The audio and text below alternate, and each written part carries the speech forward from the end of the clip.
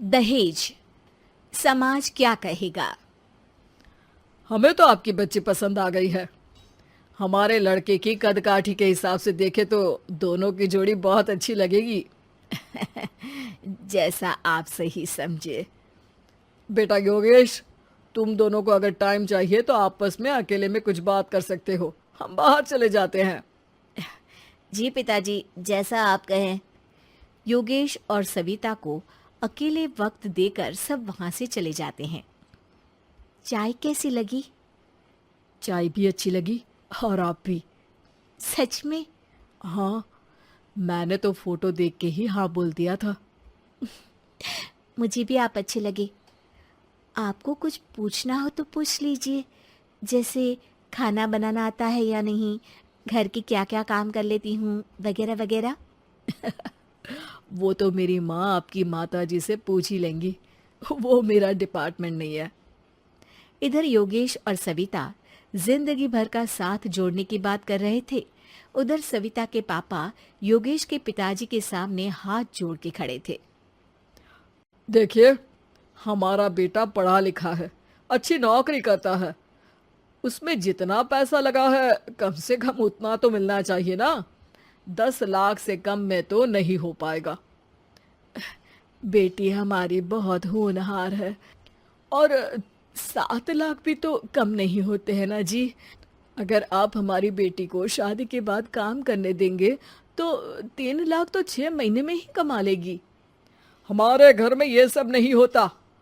औरतें घर संभालती हैं और आदमी बाहर के काम। जरा मेरी बात तो समझिए। एक कार देने के बाद 10 लाख रुपए नगद देने में हमारी कमर टूट जाएगी और इसके अलावा टीवी फ्रिज तो देना ही पड़ेगा। शादी की तैयारियां, मेहमानों की पूछ परख, बारातियों का स्वागत। बेटी की शादी में बाप पर बहुत दबाव होता है जी। देखिए, हमारा बेटा कोई दुकान में रखी चीज नहीं है जिसके ऊपर हम भाव ताव कर सके और आप उसे कम दाम में खरीद लेंगे।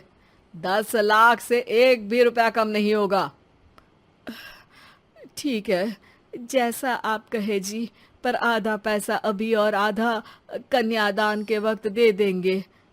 अरे, इसमें भी किश्त मांग रहे हैं आप? हमने तो सोचा था कि अच्छा परिवार होगा आपका।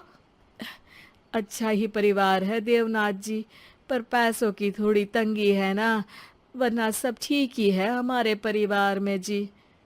देवनाथ वहां से अपने बेटे योगेश को लेकर चले जाते हैं और कुंडली मिलवाई जाती है। 36 में से 32 गुण मिलते हैं। जल्द ही शादी का मुहूर्त भी निकल आता है। अब कन्या को बुलाइए। आओ बेटी, यहाँ बैठो। योगेश की बाई और। मंत्रोच्चार शुरू करते हैं। मंगलम भगवान विष्णु मंगलम गरुड़ध्वजा मंगलम। सविता के पापा सविता और योगेश के बीच में जाकर बैठ जाते हैं। बेटी, तेरी माँ को यहाँ बैठना था, पर तेरी विदाई नहीं देखना चाहती होगी शायद, इसीलिए पहले ही चली गई। बाबा, हंसी खुशी का माहौल है। रोने का समय तो विदाई के वक्त होता है ना, तब ये इमोशनल अत्याचार कर लेना। अभी तो मुस्कुराइए, कैमरा आसपास ही है। तभी पीछे योगेश के पिताजी आ जाते हैं। अभी तक पैसे नहीं आए आपके यहाँ से? उठा लूं क्या बेटे को? आते ही होंगे। मैंने अपने छोटे भाई को व्यवस्था करने के लिए कह दिया था। अरे तो जल्दी कराइए ना, वरना देर हो जाएगी। समझ रहे हो ना आप? योगेश और सविता दोनों एक दूसरे की तरफ देखते हैं। सविता चाहती है कि योगेश कुछ बोले, पर योगेश अपना मुंह दूसरी तरफ फेर लेता है। पापा, कितने पैसे की बात की है आपने? अरे बेटी, तुझे इससे क्या मतलब? मेरी डील की है ना, तो मुझे तो पता ही होना चाहिए। कन्यादान की विधि शुरू करेंगे। तभी योगेश के पिता वापस वहां आ जाते हैं। पैसे देते हैं या बेटे को उठवा लूं? मैं आपके हाथ जोड़ता हूँ जी, थोड़ा सा इंतजार कर लीजिए। देवनाथ वहां से चले जाते हैं। तुम अपने पिताजी से कुछ कहते क्यों नहीं? उनके सामने कोई आवाज नहीं उठाता। ऐसा नहीं है, कोई तो उठाएगा ही। तभी वहां सविता के चाचा एक बैग लेकर आते हैं और सविता के पापा को देते हुए कहते हैं, 9 लाख ही हुए। आत्माराम इशारा करके योगेश के पिता को वहां बुलाते हैं। क्या? सिर्फ 9 लाख? बाकी 1 लाख कहाँ है? नहीं हो पाए जी, शादी के बाद कर देंगे। अरे आप बात से पलट रहे हैं। जल्दी से अभी के अभी पूरे पैसे लाइए, वरना बेटे को उठाऊं क्या? देखिए मैं आपके पाँव पड़ता हूँ। रुक जाइए पापा, रिश्ते हाथ पकड़कर जोड़े जाते हैं, पांव पकड़कर नहीं। बेटी तू चुप रह। नहीं, ये कब से बस कह ही रहे हैं कि उठवा लूं, पर कोई उठ ही नहीं रहा। लो, मैं ही उठ जाती हूँ। बेटा, अपशगुन हुआ। दहेज लेना सबसे बड़ा अपशगुन है, पाप है, पाखंड है। और योगेश, तुम्हें मैं पसंद हूँ तो कुछ बोलते क्यों नहीं? और तुम्हारे पिताजी, अरे देवनाथ जी, आपके नाम में ही बस देव है, काम तो आपके असुरों जैसे हैं। पर गलती आपकी नहीं, गलती मेरे पिताजी की है, जो आप जैसे लोगों को घर की दहलीज भी चढ़ने देते हैं।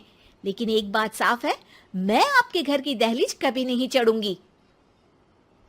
अरे बेटा, समाज क्या कहेगा? यही कहेगा कि सविता के भीतर की माँ दुर्गा जाग गई थी, जिसने पापा के खिलाफ, गलत के खिलाफ आवाज उठाई। आसपास के लोगों ने जोरदार तालियां बजाई। समाज की तालियों से पता चला कि समाज क्या कहेगा। समाज ने सविता की बात को स्वीकार भी किया और उसको अपने सर आंखों पर भी बिठा लिया।